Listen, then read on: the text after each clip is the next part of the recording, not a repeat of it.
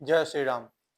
आजकल एक जो है विषय बहुत ज़्यादा चल रहा है कि इंद्रेश उपाध्याय ने एक वक्तव्य में कहा था कि जो यदुवंशी हैं, वह कृष्ण के वंशज नहीं हैं, जो यादव हैं वह कृष्ण के वंशज नहीं हैं। तो वस्तुतः देखिए, शास्त्रीय जो बातें हैं उनका मैं पूर्ण समर्थन करता हूँ और इंद्रेश उपाध्याय का इस परिप्रेक्ष्य में मैं पूर्ण रूप से समर्थन करता हूँ कि उनके द्वारा कहा हुआ यह वक्तव्य बिल्कुल सटीक है और बिल्कुल सही है। क्योंकि जो आज के यादव और भगवान कृष्ण के वंशज जो हैं, यदुवंश जो है, तो दोनों में बहुत बड़ा भेद है।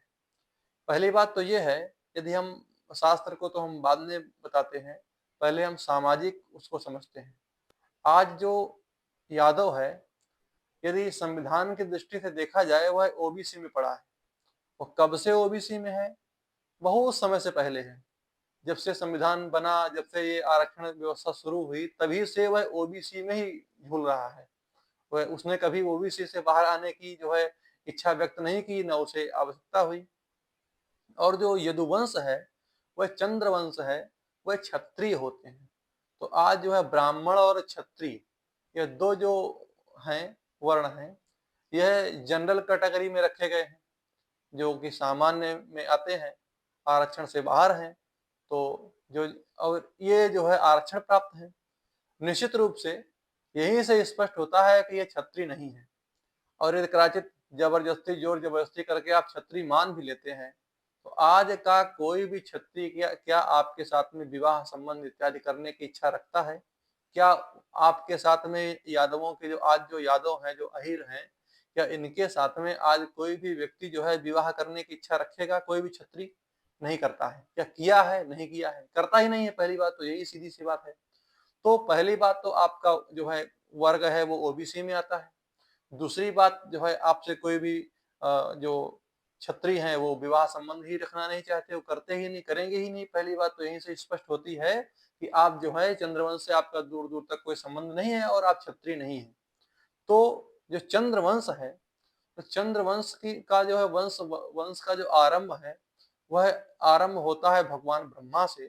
ब्रह्मा के हुए मरीचि, मरीचि के हुए कश्यप, कश्यप के हुए अत्रि और अत्रि के हुए चंद्रमा।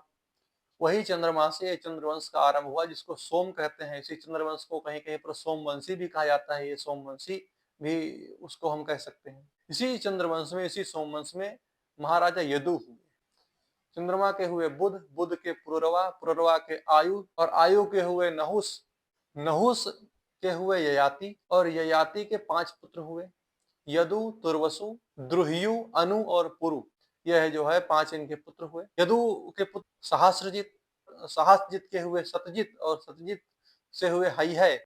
उसके बाद धर्मनेत्र, धर्मनेत्र के हुए कुंती और कुंती के सृंजय, सृंजय के हुए महावीर और महावीर के हुए सूर। और हरिवंश पुराण में जो है सूर को इसी यदुवंश का स्तंभ कहा जाता है।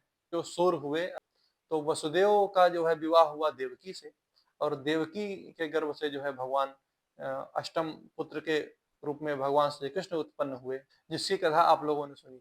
और अंत में जो है चतुः पंचावशेषिता कहा कि 4-5 अवशिष्ट बचे और संपूर्ण जो है यदुवंश जो है भगवान श्री कृष्ण ने ही नष्ट कर दिया अपनी योग माया के प्रभाव से।